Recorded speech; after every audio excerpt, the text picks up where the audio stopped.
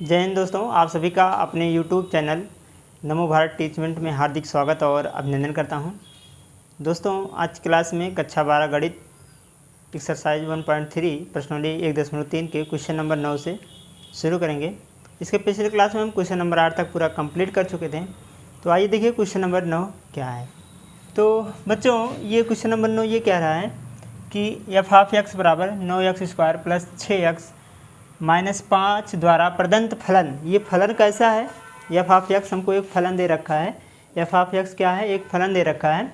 ये द्वारा प्रदत्त फलन, ये फलन कैसा है कि f सच दैट इस प्रकार है कि r जो रियल नंबर है वो पॉजिटिव है, लेकिन बिलोंग कहाँ से कर रहा है? -5 से इन्फिनिटी तक, -5 से इन्फिनिटी तक ये क्या करेगा? बिलोंग करेगा। ठीक है, रियल नंबर जो है। फिर कह रहा है पर विचार कीजिए, सिद्ध कीजिए। इसके बाद सिद्ध करना है कि यह व्युत्क्रमणीय है। जो फलन हमारा है वो कैसा है? व्युत्क्रमणीय है। तथा f इनवर्स y, मतलब जो फलन का प्रतिलोम फलन है, प्रतिलोम फलन जो है वो हमारे पास आना चाहिए √y - 6/3 - 1 के रूप में आना चाहिए। ठीक है, ये हमारे पास क्वेश्चन दे रखा है। तो जैसे हमने पिछला क्वेश्चन करते आ रहे हैं, सबसे पहले हम क्या निकालेंगे कि प्रतिलोम फलन निकाल लेते हैं, फिर उसको सिद्ध करेंगे कि यह जो है व्युत्क्रमणीय फलन है या नहीं है। ठीक है, तो आइए सबसे पहले हम क्या करेंगे कि इसका प्रतिलोम फलन ज्ञात करेंगे। कैसे?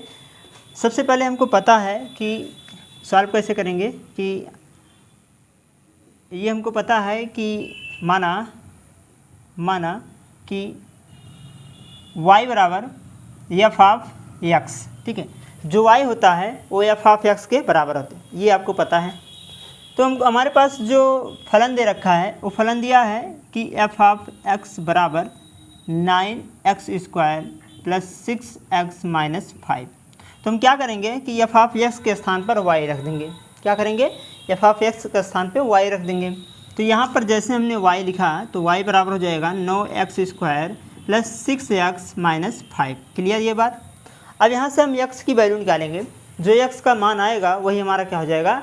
प्रतिलोम फलन हो जाएगा। ठीक है, तो आइए देखिए कैसे। तो हम y को उधर ले जाते हैं तो इधर बचेगा 0, तो इस प्रकार का हो जाएगा, या हम इसको ऐसे लिख सकते हैं 9x² प्लस 6x - 5, और इधर गया तो a भी -y हो गया बराबर 0। इस प्रकार लिख सकते हैं। इसको थोड़ा सा यहाँ से माइनस कॉमन निकालेंगे तो ये हो जाएगा 9x² प्लस 6x माइनस, जब हमने कॉमन निकाला तो आ गया 5 + y और इक्वल टू 0। इस प्रकार का ये एक प्रकार का द्विघात समीकरण बन गया। तो हम सीरीधरा 4 नियम लगाकर इस द्विघात समीकरण को सॉल्व करेंगे। देखिए कैसे। सीरीधरा 4 नियम हमको पता है कि ये होता है x बराबर -b plus minus √b² minus 4ac और पूरे का अपान 2a। ये सीरीधरा 4 नियम होता है। अब ये x² का गुणांक हमारा a है, x गुणांक ये b है, और ये जो हमारे पास बचा है अचर पद जो हो वो c होता है। तो यहाँ से लिखेंगे x बराबर -b की वैल्यू कितना है? 6, तो -6 हो जाएगा, प्लस माइनस √b² मतलब 6 का स्क्वायर, 6 का स्क्वायर मतलब 36 हो जाएगा, माइनस 4 × a की वैल्यू कितना है? 9 है, तो यहाँ लिखेंगे 9 हो जाएगा ना, और ये 9 हो गया। और c की वैल्यू कितना है? 5 + y है, तो यहाँ लिखेंगे 5 + y। ठीक है, तो ये हो जाएगा ब्रैकेट में 5 + y। क्लियर? इतना बात समझ में आ गया होगा। मतलब 4ac का हमने यहाँ पर मान रखा है। तो 9 चौक 36, इसको हम डायरेक्ट यहाँ लिख दे रहे हैं 36। ठीक है, गुणा करके डायरेक्ट लिख दे रहे हैं 36, और अपान 2a लिखा है। a की वैल्यू 9 है तो 9 दूनी 18 हो जाएगा, तो यहाँ पर हम डायरेक्ट लिखेंगे 18। क्लियर? यहाँ तक तो कोई दिक्कत नहीं होनी चाहिए। ठीक है, अब आगे आ जाओ, देख लेते हैं। अब यहाँ से 36 आप देख रहे हैं तो आप यहाँ से कॉमन भी निकाल सकते हैं, है ना। तो यहाँ से लिख सकते हैं x बराबर -6 और प्लस माइनस, देखो 36 दोनों में है, तो 36 किसका वर्ग होता है? 6 का, तो 6 आ जाएगा कॉमन के रूप में, बचेगा 1 - 5 + y, यही तो बचेगा। ठीक है, हमने क्या किया कि 36 क्या निकाल लिया हमने? कॉमन निकाल लिया। अच्छा, एक चीज़ ये भी देखिए, यहाँ पर जो यहाँ पर c की वैल्यू है वो माइनस में है, तो यहाँ पर जब माइनस रखेंगे तो माइनस प्लस बन जाएगा। ठीक है, इसको ध्यान रखिएगा। तो ये कितना बन जाएगा, यहाँ पर प्लस हो जाएगा, ब्रैकेट बंद कर दीजिए, बटे, और ये पूरे अंडर रूट में रहेगा। ये चीज़ क्या है, अंडर रूट में रहेगा। ये 36 का वर्गमूल 6 का वर्गमूल 36 होता है, इसलिए 6 के रूप में वो बाहर आ गया। यहाँ नीचे क्या बचा, 18 बचा। तो x बराबर हो जाएगा, ये देखो दोनों में 6 कॉमन दिख रहा है, तो -6 हम निकाल लेंगे कॉमन, ठीक है। माइनस, ये तो 6 ही कॉमन निकालो, 6 कॉमन निकालेंगे तो बचेगा -1 और प्लस -1 यहाँ बचेगा, इसका मतलब 1 ख़त्म कर दीजिए। ये अंडर रूट 5 1 6 हो जाएगा, 6 + y हो जाएगा, क्लियर। और पूरे का बटा 18 हो जाएगा, और 6 त्रिक कितना होता है, 18 होता है। मतलब x बराबर जो आया है तो ये आएगा -1 ± अंडर रूट y + 6 या 6 + y कर दो, ठीक है, कर सकते हैं ना इतना। और पूरे का बटा कितना हो जाएगा, 3 हो जाएगा, क्लियर। इतनी बातें आपको समझ में आ गई होगी, ठीक है। तो चलिए आगे देखते हैं।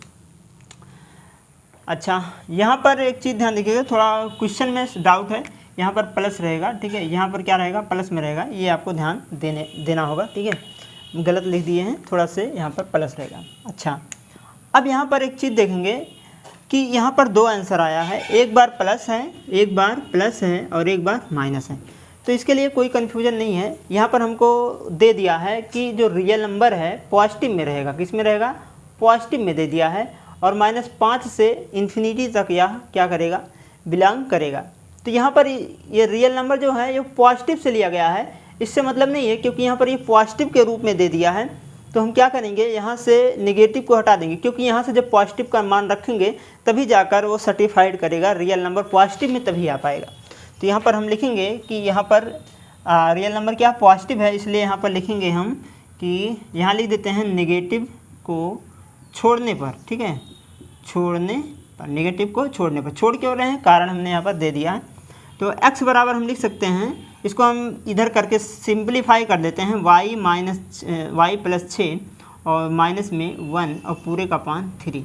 अब ये बताइए y है और y को x है, और x को हम बोलते हैं पेट्रोल फलन, जिसे हम लिखते हैं g ऑफ y, इसी को लिखते हैं, जिसे हम बोलते हैं अंडर रूट y - 6 -1 और अपान में 3, ठीक है।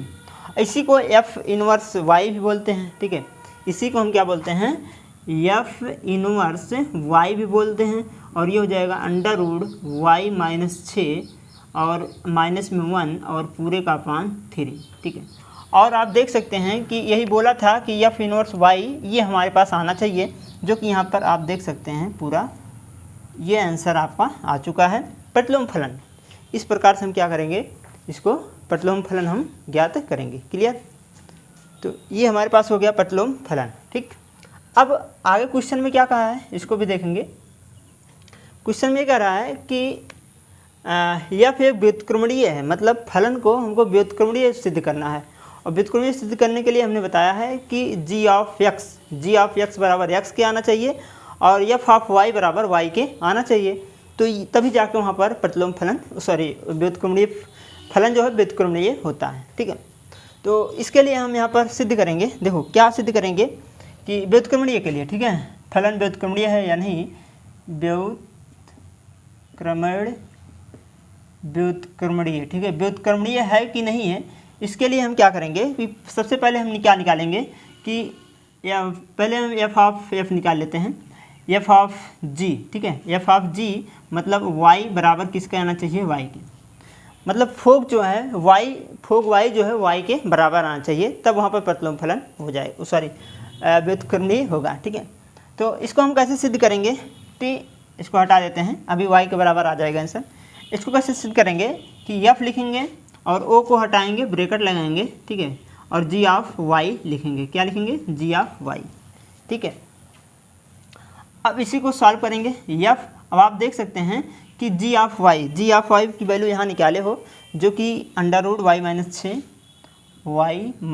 6 और सॉरी y + 6 होगा ना, यहाँ पर प्लस है, y + 6 और माइनस में 1 और अपान 3, ये हो गया g ऑफ y की वैल्यू यहाँ निकाले हो, हमने यहाँ पर रख दिया, ठीक है। अब ये बन गया f ऑफ x बन गया, क्या बन गया, ये f है, ये पूरा x की वैल्यू आ गया, f ऑफ x, क्यों, क्योंकि f ऑफ x की वैल्यू आप देख सकते हैं, यहाँ पर हमको पता है कि f ऑफ x बराबर क्या है, 9x² + 6x -5। ठीक है, तो आइए यहाँ पर वैल्यू रख देते हैं। तो ये बराबर हो जाएगा, यहाँ से थोड़ा सॉल्व कर लेते हैं। तो ये वैल्यू यहाँ पर आप देख सक रहे हैं, यहीं पर आपको रखना है। ठीक है, क्योंकि ये f ऑफ x है, x का स्थान पे पूरा ये वैल्यू ले जाकर पुट करेंगे इसमें। ठीक है, तो रख लीजिए यहाँ पर, ये हो जाएगा 9।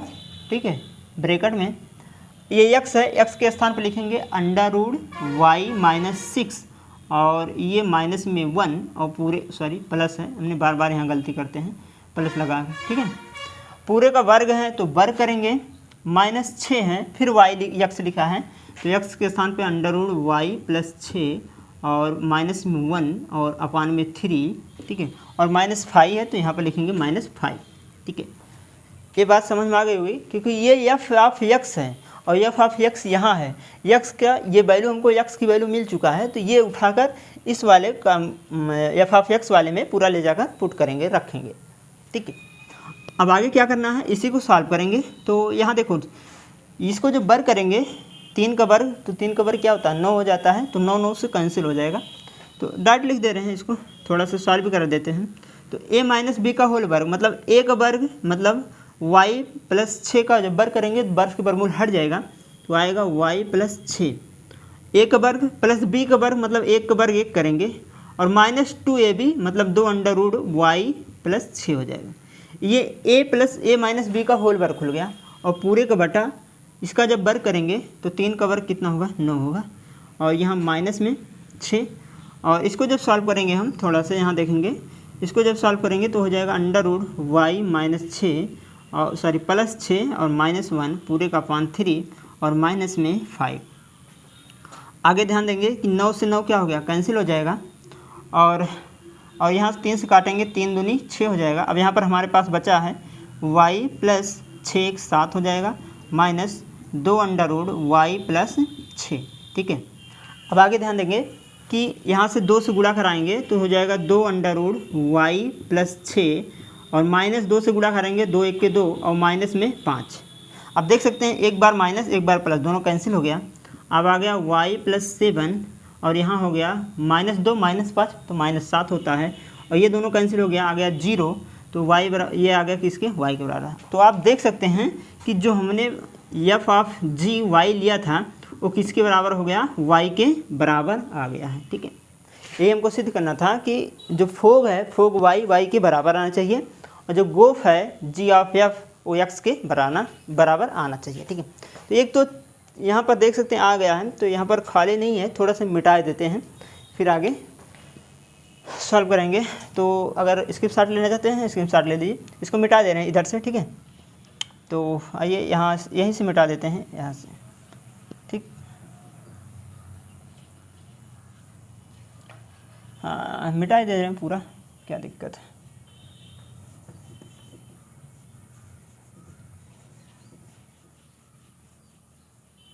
ठीक, अब आगे देखिए हम क्या निकालेंगे, g ऑफ f x बराबर हमको किसके सिद्ध करना है, ये हमको x के बराबर सिद्ध करना है। अगर x के बराबर आता है तभी तो मानेंगे कि यह व्युत्क्रमणीय व्युत्फलन कैसा है, व्युत्क्रमणीय है। ठीक है, तो इसको मिटा देते हैं, आगे सॉल्व करिए। देखिए g को लिखेंगे और आप मतलब o को हटाएंगे, ब्रैकेट लगाएंगे, g ऑफ x लिखेंगे। ठीक है, इतना तो कर ही सकते हैं। तो ये हो जाएगा g, ये है f of x। f of x की वैल्यू आपको पता है, f ऑफ x की वैल्यू आपको पता है, यहाँ देख सकते हैं ना। ठीक है, ये क्या है f ऑफ x है, तो f ऑफ x की वैल्यू है 9x² और प्लस में 6x माइनस में 5, इतना कर लेंगे। अब देखिए ये क्या बन गया, g ऑफ x की वैल्यू बन गया। ठीक है, g ऑफ x और हमारे पास g ऑफ x का क्या आया था, यहीं पर लिखे थे कि g ऑफ y बराबर लिखे थे, क्या लिखे थे √y+6 -1/3, यही तो लिखे थे g ऑफ y। तो ये क्या है g ऑफ y है और यहाँ पर g ऑफ पूरा y की वैल्यू है ये, क्योंकि यहाँ पर g ऑफ y हमको पता है तो ये y के ही वैल्यू होगा। तो g ऑफ y का जो मान है यहाँ पर हम पुट करेंगे y के स्थान पे। ठीक है, तो यहाँ पर रखेंगे, तो जैसे ही यहाँ पर हमने रखा y के स्थान पे ये पूरा वैल्यू रखेंगे क्योंकि ये g ऑफ y की वैल्यू है। तो ये हो जाएगा √ पूरा y के स्थान पर लिखेंगे 9x² + 6x - 5 और यहाँ लिखेंगे +6 और माइनस में 1। क्लियर हुआ, ये 1 जो है बाहर है अंडर रूट के और पूरे का बटा अपान 3 हो जाएगा। ठीक है, ये हो जाएगा। y के स्थान पे ये पूरा रख दो, +6 लिख दो और -1। ठीक है, अब इसको हल करेंगे तो देखिए यहाँ पर 6 में से 5 घटा दीजिए तो ये हो जाएगा अंडर रूट 9x² + 6x +1 हो जाएगा, +1 और यहाँ पर -1 और पूरे का अपान कितना 3। ठीक है, अब ये देखिए 9x² + 6x +1, देखिए ये किसी का वर्गमूल बनता है क्या? जो हमारे पास 9x² + 6x +1 है, ये क्या किसी का वर्गमूल है? तो इसको चेक कर लेते हैं। तो अगर हम देखा जाए, जैसे मान लीजिए 3x + 1 क्या इसका वर्ग है? चेक कर लेते हैं। 9x² a का स्क्वायर प्लस b का स्क्वायर प्लस 2ab मतलब 3 दूनी 6x। हाँ, तो ये आपको दिख रहा होगा कि x + 1 होल स्क्वायर, तो ये आ रहा है, इसका मतलब ये x + 1 का होल वर्ग है। तो यहाँ हम क्या करेंगे, ये 3x + 1 का होल वर्ग करेंगे और माइनस में 1 लिखेंगे और पूरे का अपान 3 और ये पूरा अंडर रूट। अब वर्ग से वर्गमूल हटाएंगे और जैसे हमने यहाँ पर वर्ग से वर्गमूल हटाया तो आ गया 3x + 1 और -1। ठीक है, 1 मिनट, ये हो जाएगा, क्या आ जाएगा 3x + 1 -1 अपान 3 और 1 से 1 कैंसिल हो गया तो हमारे पास बचा 3x अपान 3, 3 से 3 कैंसिल हो गया, आ गया x। इसका मतलब हमने जो लेके चला था g of f of x वो किसके बराबर आ गया, x के बराबर आ गया। और यही चीज़ हमको सिद्ध करनी थी कि g ऑफ f x बराबर किसके आना चाहिए, x के बराबर आना चाहिए। तो अतः हम कह सकते हैं कि फलन, यहाँ लिखेंगे अतः फलन कैसा है, व्युत्क्रमणीय है। व्युत्क्रमणीय कैसा है, फलन व्युत्क्रमणीय है। ठीक है, तो ये चीज़ हमको यहाँ पर दिखाना था। अगर ये f of x g of x के बराबर और f ऑफ g y के बराबर आता है तो हम कह सकते हैं कि फलन कैसा है, व्युत्क्रमणीय है, अन्यथा नहीं। ठीक है, और इसके पहले ये हमको सिद्ध करना था कि प्रतिलोम फलन ये आना चाहिए, तो हमने यहाँ पर दोनों करके दिखा दिया। तो ये था क्वेश्चन नंबर 9। चलिए अगला क्वेश्चन लेते हैं, क्वेश्चन नंबर 10। तो अगला क्वेश्चन है बच्चों क्वेश्चन नंबर 10। आइए देखिए क्वेश्चन नंबर 10 क्या कह रहा है। ये कह रहा है कि मान लीजिए कि f सदर इस प्रकार है कि s जो x है y में परिभाषित है, मतलब x tends to y, x जो है y में परिभाषित है, एक व्युत्क्रमणीय फलन है। क्या है, एक व्युत्क्रमणीय फलन है। फिर कह रहा सिद्ध कीजिए कि f का प्रतिलोम फलन द्वितीय है, अद्वितीय है। ठीक है, जो f का प्रतिलोम फलन होता है वो अद्वितीय है, ये हमको बताना है। अद्वितीय का मतलब क्या है कि इसके दो फलन जो है नहीं होते हैं, मतलब किसी फलन का जो प्रतिलोम फलन होता है वो एक ही होता है, दो नहीं होता है। बात समझ में आ गई। जैसे ये कह रहा है कि f का प्रतिलोम फलन कैसा है, द्वितीय है, अद्वितीय। अद्वितीय का मतलब ये होता है कि किसी फलन का जो प्रतिलोम फलन होता है वो केवल एक ही होता है। किसी भी फलन का एक ही प्रतिलोम फलन होता है, उसका दो प्रतिलोम फलन नहीं हो सकता है, ये हमको सिद्ध करना है। ठीक है, तो इस प्रकार के प्रश्न को सिद्ध करने में, जैसे आप कक्षा 10 में पढ़े होंगे कि जैसे परिमेय सिद्ध करना रहता है। जैसे मान लीजिए √2 एक अपरिमेय है, इसको सिद्ध कीजिए। तो उसमें क्या करते थे कि इसको हम पहले परिमेय मान के चलते थे कि √2 एक परिमेय है, फिर वगैरह वगैरह लिख कर हम क्या करते थे, उसको सिद्ध करते थे कि यह क्या है, एक √2 एक अपरिमेय संख्या है। ठीक, तो इसका अपोजिट मतलब अगर वो कह रहा है ये परिमेय संख्या है तो हम अपरिमेय संख्या मानकर उसको सिद्ध करते थे परिमेय संख्या। तो इसी के रूप में वो भी है। यहाँ पर अगर बोला है कि अद्वितीय फलन है, कैसा है, अद्वितीय फलन है। ठीक है, अद्वितीय अगर है तो हम क्या करेंगे, इसको द्वितीय मान के चलेंगे कि किसी भी फलन f का दो प्रतिलोम फलन होते हैं, ये हमको मान के चलना पड़ेगा। फिर हम सिद्ध करेंगे कि किसी भी फलन का जो प्रतिलोम फलन होता है केवल एक ही होता है। ठीक है, तो आइए देखते हैं। सबसे पहले हम क्या लिखेंगे, हमको क्या दे रखा है, पहले उसी को हम यहाँ पर नोट कर लेते हैं। जैसे हमको दिया क्या है, दिया है उसको लिख लेंगे ना। दिया है क्या, दिया है, यहाँ लिख लेते हैं, दिया है कि f जो है एक व्युत्क्रमणीय फलन है, व्युत्क्रमणीय। ठीक है, व्युत्क्रमणीय फलन है, ये हमको दे रखा है ना क्वेश्चन में कि f एक व्युत्क्रमणीय फलन है। अगर f एक व्युत्क्रमणीय फलन है तो इसका मतलब ये है कि फलन कैसा है, एकैकी और आच्छादक है, क्योंकि वही फलन व्युत्क्रमणीय होते हैं जो एकैकी और आच्छादक होते हैं, ये तो आपको पता ही होगा। तो यहाँ लिखेंगे कि तब तब फलन यफ जो है, तब फलन यफ जो है, यफ एकैकी तथा अच्छांदक क्या होगा, अच्छांदक होगा। तो फलन कैसा होगा, एकैकी होगा और अच्छांदक होगा, दोनों होगा, ठीक है। तो फलन कैसा है, एकैकी तथा अच्छांदक है। तो हम कह सकते हैं अतः अगर एकैकी और अच्छांदक है तो हम लिख सकते हैं अतः यदि f ऑफ x1 बराबर हो f ऑफ x2 के, क्यों, जब फलन एकैकी और अच्छांदक होते हैं इसका मतलब f ऑफ x1 और बराबर हो f ऑफ x2, तो x1 और x2 के बराबर होते हैं, ये भी आपको पता होगा। तो यहाँ लिखेंगे x1 बराबर होगा x2 के, तो ये क्लियर बात है। तो हमारे कहने का मतलब ये हुआ कि अगर कोई फलन व्युत्क्रमणीय है, अगर फलन व्युत्क्रमणीय है तो वह जो है एकैकी और अच्छांदक होगा। अगर एकैकी और अच्छांदक है तो f ऑफ x1 बराबर होगा f ऑफ x2 के। इसका कहने का मतलब ये हुआ कि x1 और x2 क्या होंगे, बराबर होंगे, ये कंडीशन है। तो यहाँ पर यही चीज़ हमने यहाँ पर लिखा है, ठीक है। अब यहाँ पर हम मानेंगे कि जो फलन है, जो हमारे पास फलन f है, इसके दो प्रतिलोम फलन है, मान लेते हैं g1 और g2 है। तो यहाँ पर लिखेंगे कि माना, आगे देखेंगे कि मान के काम करेंगे उल्टा, ठीक, क्योंकि ये कह रहा है f का कोई एक ही प्रतिलोम होता है, लेकिन हम यहाँ मानेंगे कि f के दो प्रतिलोम होते हैं, ठीक है। तो यहाँ पर लिखेंगे कि माना कि f के दो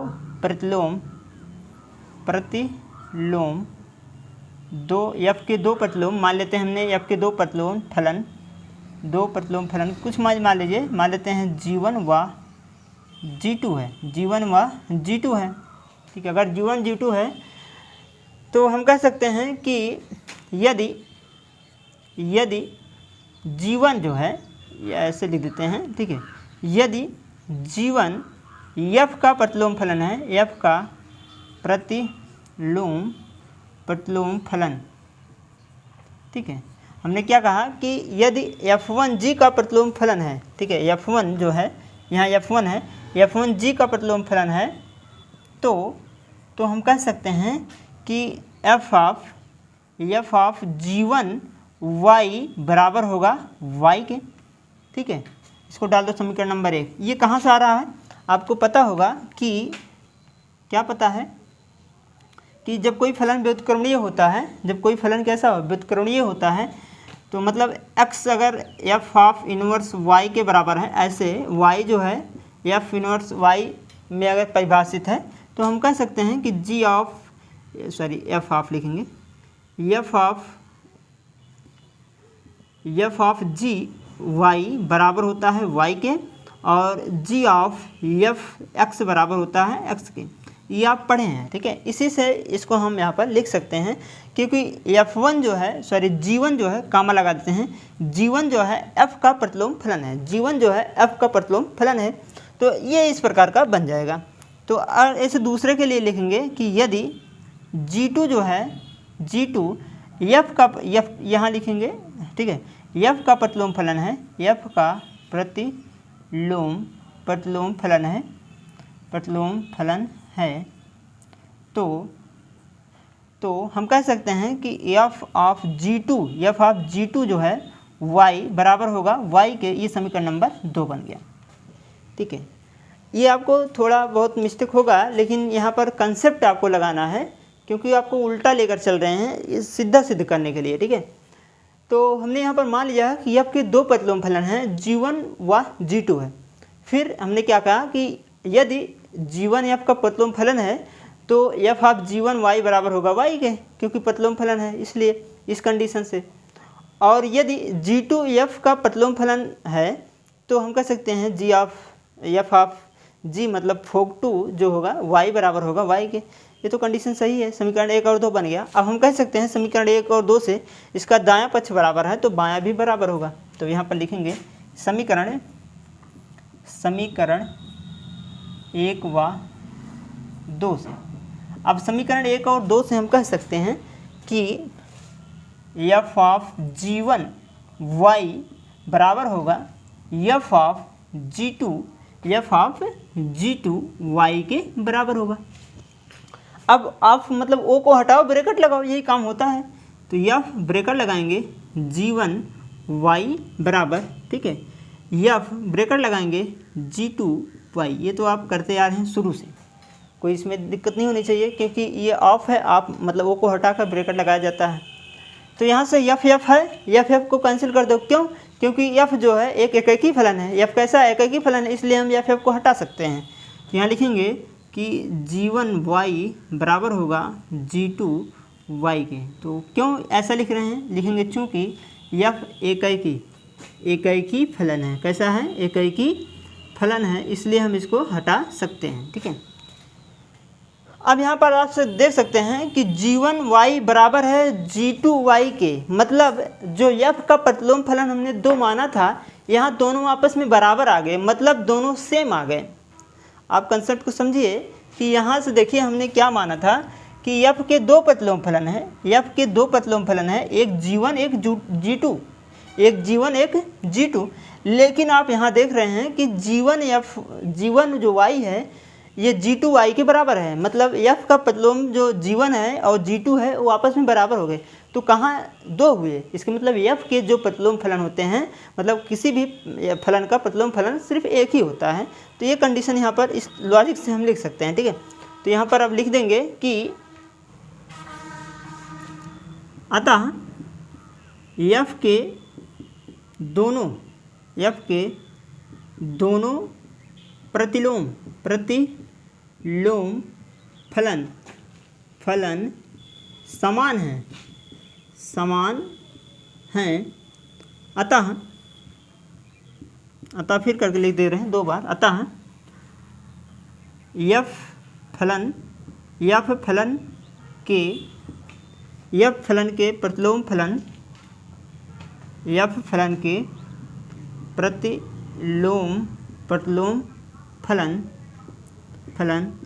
केवल एक ही चाहे तो लिख दें अद्वितीय, ठीक है, अद्वितीय, एक ही लिख दो या अद्वितीय होती है, ठीक है। तो आप यहाँ पर किसी भी फलन, चाहे जो फलन हो, किसी भी फलन का अगर प्रतिलोम फलन होगा तो एक ही होगा, 2 नहीं होगा, ठीक है। तो यहाँ पर हमने यहाँ पर जो कुछ लिखना था लिख दिया। आप समझ गए होंगे कि जब G1 और G2 आपस में दोनों बराबर आ गए भैया, तो यहाँ पर दोनों जो प्रतिलोम फलन हैं एक ही आ गए, दोनों बराबर आ गए। तो कहाँ 2 हुए? इसका मतलब ये हुआ कि यफ का जो हमने यहाँ पर G1 और G2 2 प्रतिलोम फलन बनाए थे, यहाँ पर एक ही आ गए, दोनों आपस में बराबर आ गए। इसका मतलब यफ के केवल एक ही प्रतिलोम फलन होते हैं। तो ये आज यहाँ पर एक नोट पॉइंट मिल गया हमको कि किसी भी फलन का जो प्रतिलोम फलन होता है केवल एक ही होता है, 2 नहीं हो सकता, ठीक है।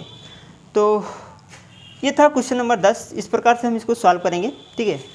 चलिए अगला क्वेश्चन देखते हैं, क्वेश्चन नंबर 11। तो अगला क्वेश्चन है दोस्तों क्वेश्चन नंबर 11। आइए देखिए ये क्या है। क्वेश्चन नंबर 11 क्या कह रहा है कि प्रश्न देखिए बहुत सिंपल है। कह रहा है कि यफ जो है एक फलन है जिसका एलिमेंट 1 2 3 है, ठीक है, अवयव जो है 1 2 3 है और ये परिभाषित हैं ABC में, ठीक है। फिर कह रहा है कि F1 जो है मतलब 1 जो है A में परिभाषित है, 2 वाला B में परिभाषित है, 3 वाला C में परिभाषित है। द्वारा प्रदत्त फलन F पर विचार कीजिए और F इनवर्स ज्ञात कीजिए। फिर कह रहा है F इनवर्स मतलब प्रतिलोम फलन, F का प्रतिलोम फलन ज्ञात कीजिए। फिर कह रहा है कि सिद्ध कीजिए कि प्रतिलोम फलन F का प्रतिलोम फलन बराबर होता है F के। ये हमको सिद्ध करना है, ये इंपॉर्टेंट पॉइंट है। यहाँ पर ये चीज़ हमको यहाँ पर सिद्ध करना है। सिंपल क्वेश्चन है। आइए देखिए, सबसे पहले यहाँ पर हम चित्र के माध्यम से बताते हैं, बहुत सिंपल हो जाएगा। कैसे? सॉल्यूशन देखते हैं। हमारे पास एक फलन है ये F, ठीक है, इसके अवयव हैं 1 2 3 और ये परिभाषित है, किसमें परिभाषित है? ABC में। क्लियर? ये परिभाषित है F इस प्रकार कि F1 1 के बराबर है, क्योंकि ये जो हमारा होता है ये F होता है तो ये F ऑफ X बन जाता है, ठीक है, यही तो होता है। ये अगर X है, अगर ये X है तो F ऑफ X बन जाता है और इसी को हम बोलते हैं Y बोलते हैं, है ना। तो ये कह रहा है कि एक जो है ए में परिभाषित है, चलो, और 2 वाला बी में, ये हो गया, और 3 वाला सी में, तो ये हो गया। इस प्रकार से परिभाषित है, ठीक है। इसका कहने का मतलब ये हुआ कि हमारे पास जो f(1) है वो a है, और f(2) है वो b है, और f(3) है वो c है। इसका कहने का मतलब ये हुआ। क्लियर ये बात। अब दूसरे स्टेप में क्या कर रहा है कि f पर विचार कीजिए और f इनवर्स ज्ञात कीजिए। f इनवर्स मतलब इसका उल्टा कर दीजिए, प्रतिलोम फलन निकालना है। तो हम 1 2 3 से ABC में परिभाषित करते थे। अब क्या करेंगे कि ABC को हम किस में परिभाषित करेंगे, 1 2 3 में परिभाषित करेंगे। मतलब इस तरफ से ऐसे चल देते हैं तो यहाँ से यहाँ चलेंगे। देखो कैसे, जैसे यहाँ पर ये हमारे पास फलन है और ये, ठीक है। अब क्या करेंगे कि इधर से हमको इधर चलना है, तो ये हो गया ABC और इस जगह 1 2 3। अब यहाँ से जो हमारे पास परिभाषित फलन होगा ये f इनवर्स होगा। कैसा होगा, f इनवर्स होगा, ठीक है, f इनवर्स। तो इसको हम कैसे परिभाषित करेंगे, a से 1 में, b से 2 में और c को 3 में। क्यों, क्योंकि a वाला 1 से संबंध रखता था, b वाला 2 से और c वाला 3 से। इसी प्रकार हम क्या करेंगे, a को 1 से, b को 2 से और c को 3 से परिभाषित करके दिखाएंगे, संबंध रखेंगे, ठीक है। ये इनवर्स हो गया है। ये पहले 1 से b को ओर चलता था, अब ये क्या करेगा, a से a की ओर चलेगा, तो यहाँ पर इनवर्स बन जाएगा, ठीक है, इनवर्स प्रतिलोम। अब इसके मतलब अगर इनवर्स प्रतिलोम इसका निकालें तो f inverse a, f inverse, ठीक है। अगर हम f इनवर्स a निकालें तो इसका कितना होगा, 1 होगा, है ना। अगर हम f इनवर्स b निकालें तो इसका 2 होगा, और f इनवर्स अगर c निकालें तो इसका कितना होगा, 3 होगा। तो आप देख सकते हैं ये हमारे पास क्या बन गया, प्रतिलोम फलन बन गया। ये क्या हो गया, प्रतिलोम फलन आ गया, ठीक है। अब आगे कह रहा है कि सिद्ध करना है कि f इनवर्स का इनवर्स, मतलब हमारे पास जो प्रतिलोम फलन निकाले थे f का, अब इसका भी प्रतिलोम फलन निकालना है, ठीक है। तो इसके लिए क्या करेंगे, अब फिर वही कंडीशन, सीधा चले थे अब उल्टे से उल्टा आ जाएंगे, ठीक है, यहाँ से इधर आ जाएंगे। तो आइए देखते हैं। तो ये हमारे पास एक फलन हो गया और ये दूसरा फलन हो गया। अब की बार हमको क्या करना है, यहाँ से मतलब f इनवर्स का इनवर्स लेना है ना, इस प्रकार से। तो हम क्या करेंगे, इधर से इधर गए थे, अब इधर से इधर आएंगे, तो यहाँ लिखेंगे 1 2 3 और ABC, यहाँ हो जाएगा ABC। तो 1 से 1 कनेक्ट हो गया, 2 से B हो गया और C को 3 से कनेक्ट कर दिया। अब आप देख सकते थे कि ये हमारे पास फलन था, ये क्या था, फलन था, और ये फलन का फलन की इनवर्स हो गया। इसका मतलब ये दोनों आपस में कैसे दिख रहे हैं, सेम दिख रहे हैं। तो हम कह सकते हैं कि जो हमारे पास f है, ये जो हमारे पास f है, ये बराबर है, किसके बराबर है, f इनवर्स के, f इनवर्स के बराबर आपको दिख रहा है, ठीक है। तो इसका मतलब ये कंडीशन क्या है, सही है, और यही चीज़ हमको क्या करना था, सिद्ध करना था, ठीक है। तो चित्र के माध्यम से थोड़ा आसान हो जाता है हर एक सवाल, चाहे जो हो, चाहे जिस टॉपिक से हो, ठीक है। तो दोस्तों ये था क्वेश्चन नंबर 11।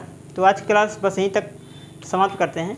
अगले क्लास में 3-4 क्वेश्चन और बचे हैं इस पर्सनली 1.3 के, उसको भी सॉल्व कराएंगे अगले क्लास में, ठीक है। तो आज क्लास बस यहीं तक। अगर ये क्लास आपको अच्छा लगा हो तो प्लीज़ लाइक करें, सब्सक्राइब करें, शेयर करें और कमेंट में ज़रूर बताएं आपको क्लास कैसा लगा। जय हिंद बच्चों, धन्यवाद।